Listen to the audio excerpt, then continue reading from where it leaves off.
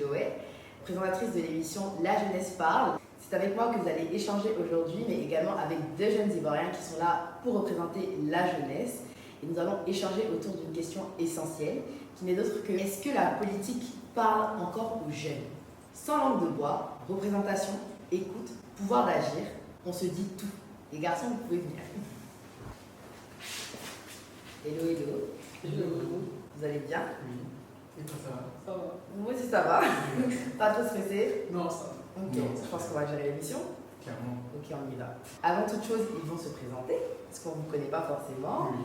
Donc, on commence par qui peut-être? Moi, je connais, mais bon, allez, toi, dis-nous. Oui, merci beaucoup Marie-Jonelle pour la parole. Je suis Adzei Ernest Kwasio, juriste fiscaliste d'entreprise, passionné de littérature, passionné de politique, passionné de rap, passionné de beaucoup de choses. Apparemment, toutes les passions. Ouais, toutes les passions.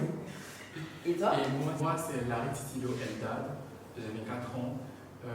Je suis diplômé de droit public, spécialement en droit de l'homme et action humanitaire. Je suis passionné d'association, de musique, énormément de musique, et j'aime regarder des séries, comme tout le monde. Ok.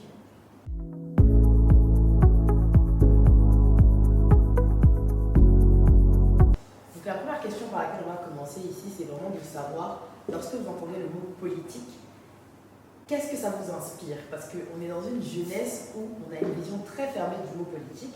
Moi, lorsque je dis aux gens que je veux faire un média politique et culturel, déjà le mot politique, il pose problème déjà. On se dit, mais elle vient parler des partis politiques, c'est dangereux, qu'est-ce qu'elle vient dire, etc. Déjà, le mot politique, moi j'ai une certaine attache à ce mot-là, parce que pour moi, tout est politique.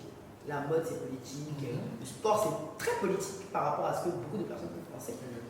Donc déjà, vous, qu'est-ce que ce mot-là vous inspire en tant que jeune? On va commencer par Eldad. D'accord. En tant que jeune juriste, parce que voilà, je vais faire une différence. Donc en tant que jeune juriste, pour moi, le mot politique, c'est vraiment l'organisation et le fonctionnement de l'État. Okay. Vraiment. C'est-à-dire que si tu me poses la question, c'est ce que je te réponds.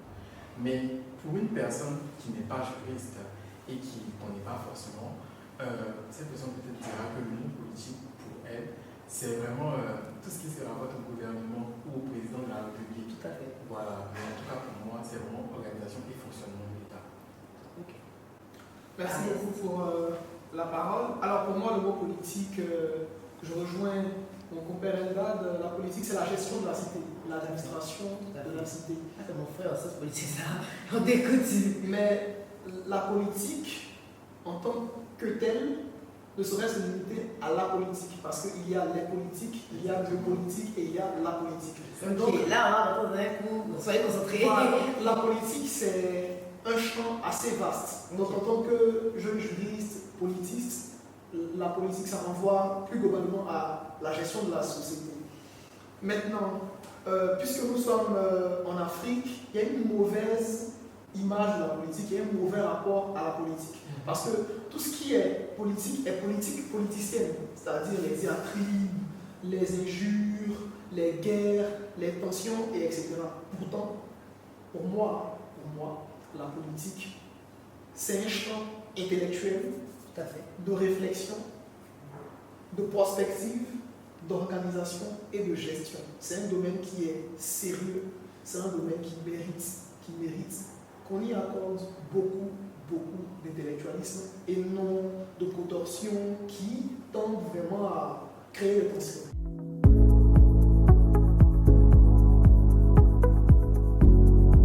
Tous les deux, vous avez vraiment parlé de ce côté-là, organisation de la cité, organisation donc de l'État.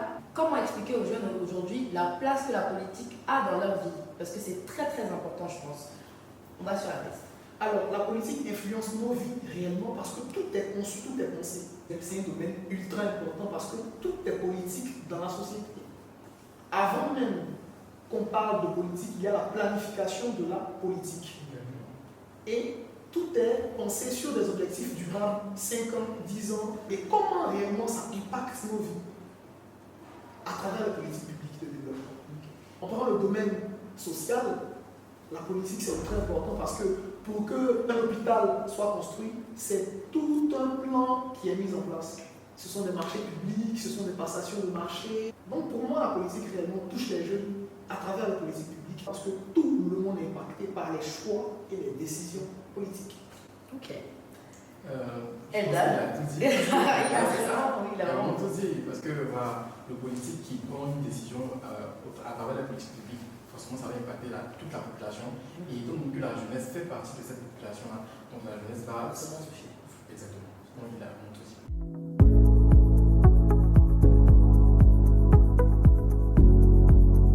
Est-ce que vous parlez politique avec vos amis?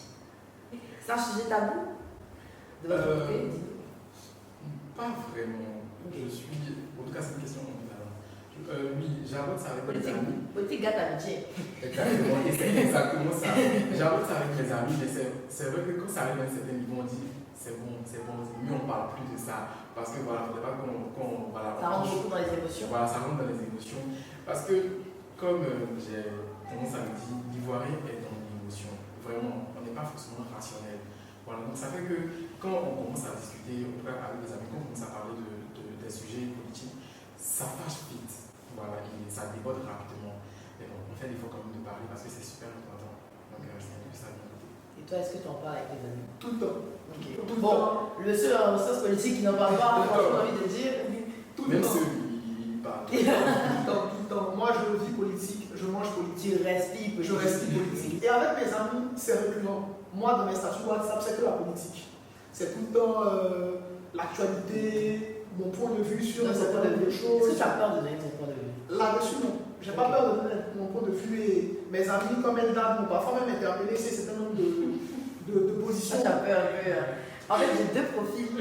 Ici, j'ai vraiment le profil un peu plus empathique, un peu plus réservé, un peu plus dans la sécurité, on va dire. Et j'ai le profil vraiment expansion. Lui, il dit ce qu'il veut et puis bon, c'est ça qu'il oublie. C'est un peu ça parce que j'estime que nous sommes dans une ère où on a la possibilité de s'exprimer.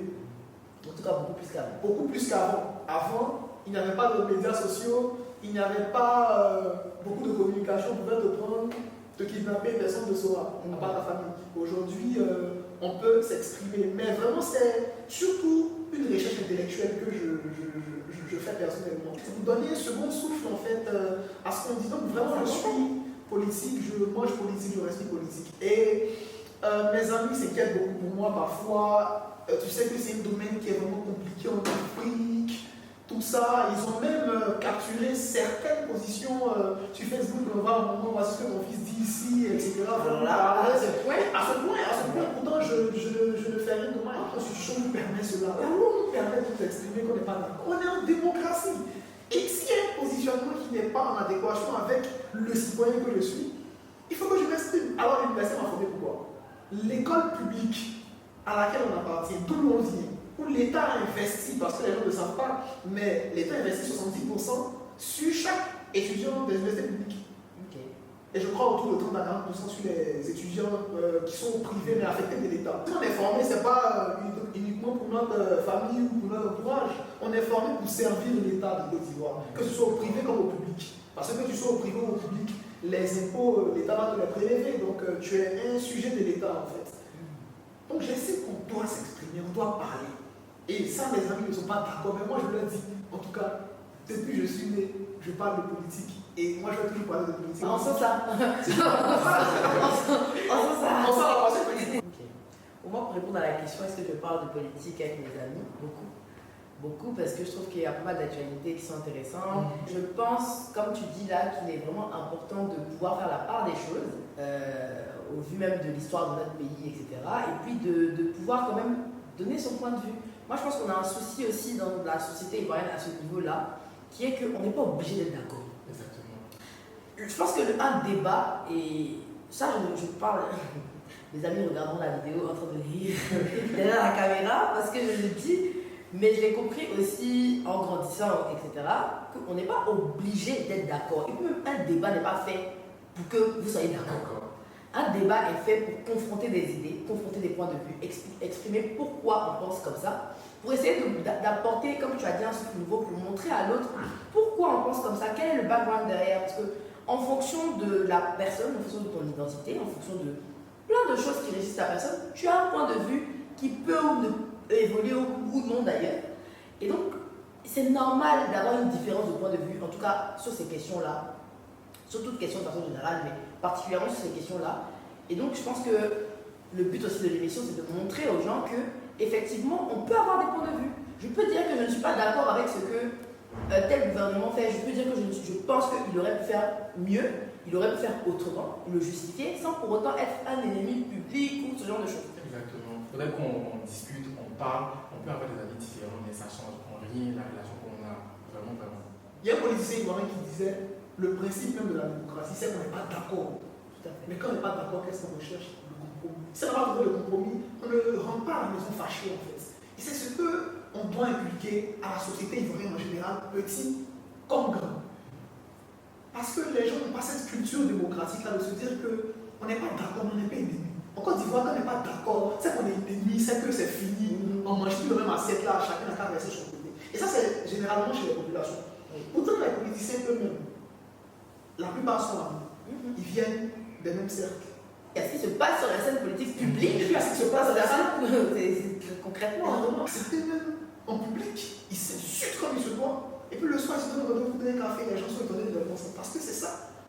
De se dire qu'en politique, on n'est pas d'accord. Mais dans la vie active, on est amis, on est frères, mais on a le droit de ne pas être d'accord sur certains points. Et c'est ce qui manque à la société ivoirienne, le fait que les gens ne comprennent pas qu'on ne doit pas être d'accord. Et c'est ça même le principe de la vie. Parce que si on est d'accord sur tout, automatiquement, la société part en vrille, quoi. Et depuis la démocratie athénienne, depuis la Grèce antique, même les philosophes n'étaient pas d'accord. Quand un dit, l'autre vient le contredit. Pourquoi c'est nous maintenant l'hérité de tout ça? Et puis on ne sera pas d'accord. Et puis ça serait donné. Grand comme petit, sachez qu'on n'est pas d'accord. C'est Mais reste à vivre.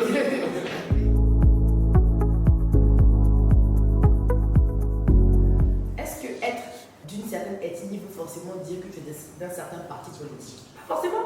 Ouais. Tu peux très bien venir du Nord et puis me dire que bon, les gens du Nord ne gouvernent pas forcément bien, donc moi je veux les gens du Sud, et vice versa. Donc il y a aussi ce côté-là où il faut vraiment décomplexer la chose, moi je pense. Et moi j'aimerais savoir beaucoup, est-ce que de votre côté, est-ce que vous avez remarqué cette tendance-là encore chez les jeunes? Parce que ça c'est un truc de vieux quand même. Effectivement, chez les jeunes aussi, on remarque ça, puisqu'ils héritent forcément d'un système familial qui leur transmet directement cette thématique-là. Aujourd'hui, en Côte d'Ivoire, malheureusement, jusqu'à présent, les mêmes stéréotypes liés à l'ethnie, à la religion, Tout à fait. annexés au champ politique, perdurent toujours malheureusement. Et c'est ce que notre génération veut casser. On veut absolument casser. D'abord, pour appartenir à un parti, c'est une idéologie. Chaque militant doit connaître l'idéologie de son parti, Déjà. son projet de société et son programme de gouvernement. Mais on voit des militants en Côte d'Ivoire qui ne connaissent pas ça, qui suivent la figure charismatique d'un leader. À partir de cela, tout le champ, le fanatisme voilà, politique. tout le champ d'analyse est biaisé totalement. Et c'est ce qui nous manque réellement aujourd'hui. Donc ça perdure toujours. Ce sont des thématiques malheureusement, des faits qui perdurent toujours. Plein de choses. La Voilà. politique, c'est toute une organisation. C'est ça. Tu peux même être d'accord avec l'idéologie et puis te dire à la fin de la journée que la façon dont c'est organisé ne te convient pas. Exactement. Effectivement. Donc il y a tout un fonctionnement derrière. C'est ça. Et dans les partis même politiques, il doit y avoir aussi la démocratie en interne. Parce que voici des gens qui veulent la démocratie au sens national, mais dans le parti même, on sait une dictature idéologique. Le leader, là, on ne le contredit pas. C'est justement dans ça que nous, on ne se reconnaît pas jusqu'à présent parce qu'on estime que c'est trop sectaire, c'est pas ouvert au champ de réflexion. Tout le monde doit penser pareil. Pourtant, dans une société, si tout le monde pense pareil, on va droit dans le mur. Parce que l'homme a besoin de contradictions pour se construire.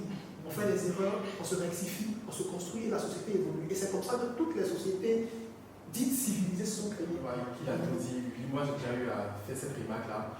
Et comme ce qu'il a dit, vraiment, ça provient des parents. C'est-à-dire que tu grandis avec, on va dire, un bagage. Il y a vraiment le volet éducationnel. Voilà, éducationnel. Ça vient des parents, mais je pense qu'on voit que ça dépend des parents. Moi, je pense que les parents qui ont fait des études supérieures, en tout cas qui sont partis à l'école, c'est moins que voilà, on est un peu plus ouvert. Donc, ça fait que les enfants sont un peu plus ouverts également. Mais bon, quand on voit les parents, nos parents comme ça, bon, ils ont une idée spécifique. Il va se dire peut-être, le parent va se dire, bon, moi je suis député, parmi les candidats, il y a un député dedans. Ok, donc je manie à lui. C'est lui mon frère. Voilà, c'est lui mon frère. C'est lui qui va défendre mes intérêts, etc. Il sait comment me protéger. privilégier, il connaît mes besoins et tout, tu vois. Et c'est pas forcément le cas, c'est vraiment pas forcément le cas. Moi, comme ça, je suis du sud-ouest. Les gens se disent, ah ouais, il est du sud-ouest, il est pété, donc on sait exactement qui le soutient ou qui le supporte, alors que pas forcément. Il faut penser égoïste sur Voilà, ce point-là. faut vraiment être égoïste. Souvent, les gens votent des partis politiques qui, au final, ne font rien pour eux-mêmes. Absolument rien. Vraiment, qui font rien. Si jamais vous le mettez à la tête, il va développer tout le pays. Il est le président peut-être de la République de tout le pays. Bien, voilà, il est le préfet de toute la région, pas que de votre ville, mais pas que de votre communauté. Voilà, donc vous pensez vraiment égoïste. Il faut se dire que est-ce que j'adhère à son idéologie? Est-ce que ça me convient? Est-ce que je partage son avis?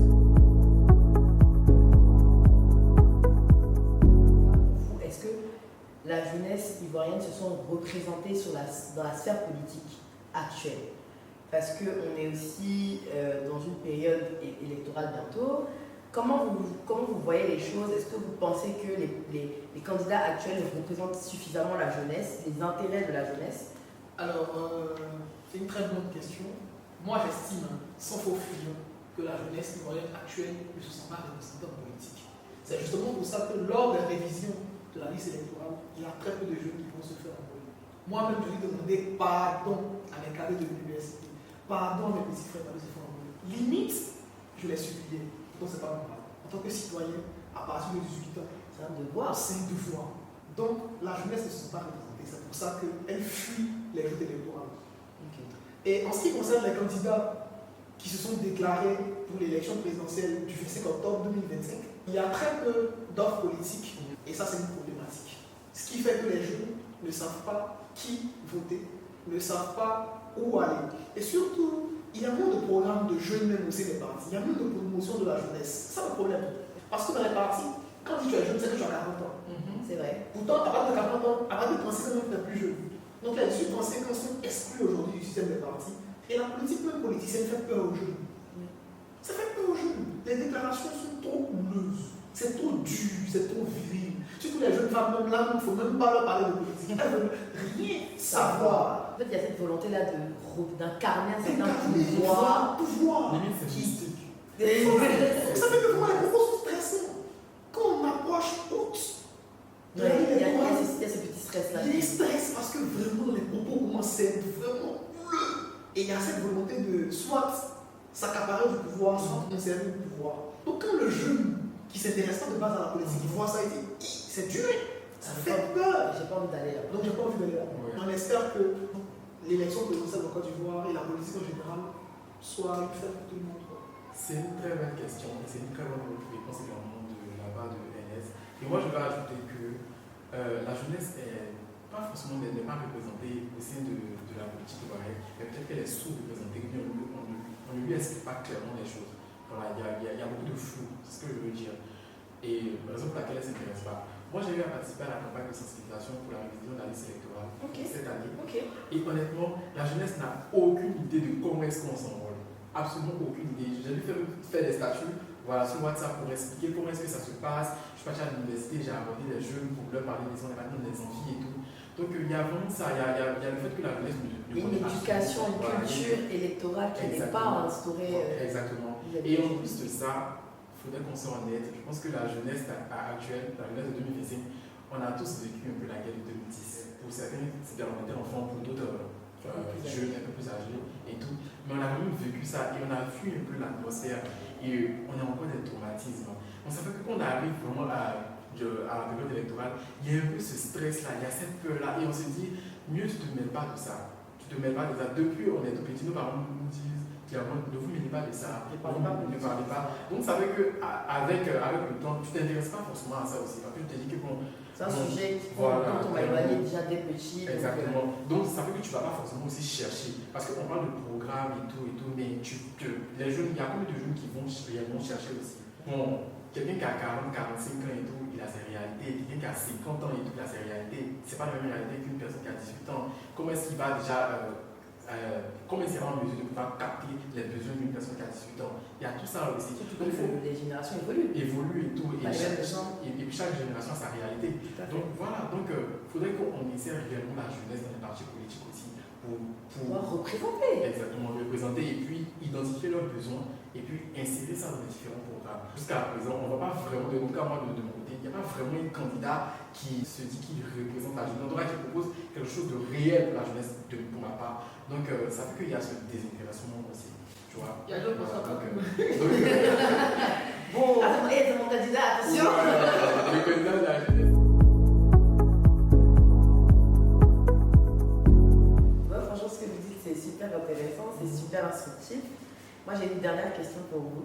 Comment est-ce que vous pensez que les gouverneurs actuels peuvent pousser cette jeunesse-là à un peu plus s'engager politiquement? C'est-à-dire que est-ce qu'il n'y a pas un travail de leur côté à faire pour démystifier aussi ce volet-là politique qui a peur à la population, ce volet-là qui est très très mal vu aussi? Moi, je sais qu'il y a des parents qui disent à leurs enfants que tes amis qui parlent politique, il faut les éviter. Pourtant, t'as beaucoup évité pour son Il va te créer des problèmes, etc. Qu'est-ce que vous pensez que ceux qui sont déjà là en ce moment peuvent mettre en place peut-être pour nous permettre à nous jeunes de se dire ok, j'ai un avis sur ça, c'est pas une fin en soi en réalité.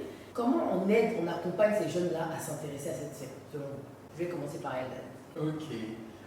Déjà, ce qui me vient en tête, je peux dire que le gouvernement actuel ou bien les gouverneurs ou les décideurs actuels peuvent organiser ou bien monter une sorte d'agora où ils vont inclure les jeunes et puis poser des questions aux jeunes pour que les jeunes vraiment soient à l'affût de tout ce qui se passe. Parce que ça ne sert à rien de rester dans son bureau et de faire une vidéo de parler comme ça et tout. Ce n'est pas tout le monde qui va regarder. Il y a les jeunes qui, quand ils voient un certain candidat ou bien quand ils voient quelqu'un parle de politique, ils se disent ah, ça ne m'intéresse pas. Donc même au niveau même éducatif dans les universités et tout, vraiment pas forcément de faire la promotion d'un candidat, pas du tout, mais vraiment de parler de politique, de se dire que vous êtes jeune, c'est vos réalités. Nous, on va partir bientôt. Voilà, nous on va partir, exactement. Donc venez, on va s'asseoir ensemble, on va discuter, vous allez identifier vos problèmes, les énumérer, nous les confier et nous on va voir comment dans quelle mesure on va vous accompagner, vous aider et surtout ce que Ernest arrive à dire, vraiment le fait d'insérer la jeunesse dans les partis politiques, ce qui va permettre vraiment aux jeunes de pouvoir s'intéresser. Voilà, exactement. Exactement. Donc, il s'asseoir et de se plaindre, de se dire que je n'ai pas forcément participé à ça. Il faut voir clair, comme on le dit, il faut voir clair dans ce qui se passe. Donc, rentre des puis viens apporter ta contribution, viens parler. Des choses qu'on change de l'intérieur. Exactement, pour savoir ce qui se passe. Là, quand ça va sortir, comment ça va t'arranger. Voilà, quand ça va sortir, tu ne vas pas surpris, tu ne vas pas te dire que ah ouais, c'est une décision, je n'étais pas au courant, parce que même si tu n'es pas au courant, ça va s'imposer à toi. Tout à fait. Voilà. Ernest? Oui, sur cette question-là, moi, je suis un peu mitigé. Parce que j'estime que les gouvernants actuels ou ceux qui sont dans les partis politiques, les personnes âgées, les figures de l'opposition historique, les nouvelles figures qui émergent, je me questionne si ces personnes-là ont réellement la volonté d'inclure les jeunes. Est-ce que le fait qu'il y ait une certaine crispation de la politique chez les jeunes, est-ce que ça ne sert pas leur propre agenda? Parce qu'il y a l'agenda qui est dit et il y a l'agenda qui n'est pas dit. Est-ce que le fait que plusieurs personnes ne votent pas, plusieurs personnes ne s'intéressent pas à la politique, est-ce que ça ne leur donne pas une marge de manœuvre pour pouvoir continuer les cotations politiques? Donc je me pose cette question-là. Et maintenant, moi, ce que je veux dire là-dessus, c'est qu'il y a de la responsabilité des jeunes de s'intéresser à la politique, d'adhérer à des partis et puis de changer les choses. Si vous sentez que le parti en question colle avec votre idéologie, allez-y en tant que jeune. Ne soyez pas d'accord des porteurs de chaises, ne soyez pas des placeurs de bâches. Lorsqu'il y a décision politique, vous venez tout beau, tout frais, en costume aussi avec eux, parler d'égal à égal. Ne restez pas là à vieux père, à subir en fait. Il faut sortir de la mentalité du bon petit. C'est ça qui tue la mentalité du bon petit. Le jeune de 24 ans, 25 ans, qu'est-ce qu'il est trop petit pour se mener à certaines décisions? Créer des forums pour qu'on puisse s'exprimer. Parce que si ce n'était pas toi, aujourd'hui on n'allait pas être là pour s'exprimer, on n'allait pas parler de politique. Voilà. Pourtant, il y a des jeunes comme nous qui ont envie de la politique, qui ont envie de le faire, mais qui n'ont pas forcément les structures, le cadre, etc. Donc quand le cadre n'est pas créé, il faut le créer. Voilà, je pense que le cadre n'est pas créé, tu as créé le cadre. Voilà, aujourd'hui, voilà, tu fais ton petit bonhomme de chemin et c'est à saluer aussi. Donc à tous les jeunes de Côte d'Ivoire, dans les partis politiques, si vous voulez y adhérer, si ça colle avec votre objectif, allez-y. Mais quand vous allez aussi soigner responsable, s'ils ne sont pas d'accord, qu'ils vont chasser, créez vous-même bien les amis. La vie là, c'est pas compliqué. Impliquez-vous réellement. Impliquez-vous réellement. Impliquez-vous réellement. Voilà. Si on vous met dehors, ça dit que ce jeune est indiscipliné, ok. Vous partez tranquillement et puis vous partez vous-même pour vous aussi. Parce que quand on t'arrache quelque chose, ce n'est pas pour toi, tu crées pour toi. On te frustre, tu prends ta frustration, tu dois créer. Tu vas créer pour toi, voilà. Parce que, comment dirais-je, il y a un opposant ivoirien qui a lutté contre Feu Boigny là. Quand il commençait à lutter, il avait 18 ans. Quand il s'est présenté à la présidentielle pour la première fois en 1990, il avait 45 ans. Il était jeune, on dit non, lui il est poli. Pourquoi il se présente face aux dieux? Mais c'était pour créer une nouvelle dynamique, pour montrer que. Et ça a réussi, hein. C'est une autre étape de la politique ivoirienne. Exactement, surtout qu'à son époque, vraiment, c'était le parti unique, c'était Oui, c'est ça aussi, la démocratie. On doit accepter que nous, les jeunes, on ne veut pas être des sous-fifres, on ne veut pas subir, on veut notre Il ne veut pas. On ne veut pas subir. On a fatigué de subir, on va les prendre pour nous. Sur ces belles paroles, je pense que c'est la fin de l'émission. On vous remercie d'avoir regardé. N'hésitez pas à commenter, liker, partager. Dites-nous un peu ce que vous en pensez. Est-ce que vous aimeriez peut-être les revoir? Ils sont très dynamiques. Et je pense peut-être que sûrement vous allez les revoir. Moi, j'aime bien discuter avec eux. Et on se dit à bientôt dans La Jeunesse Parle.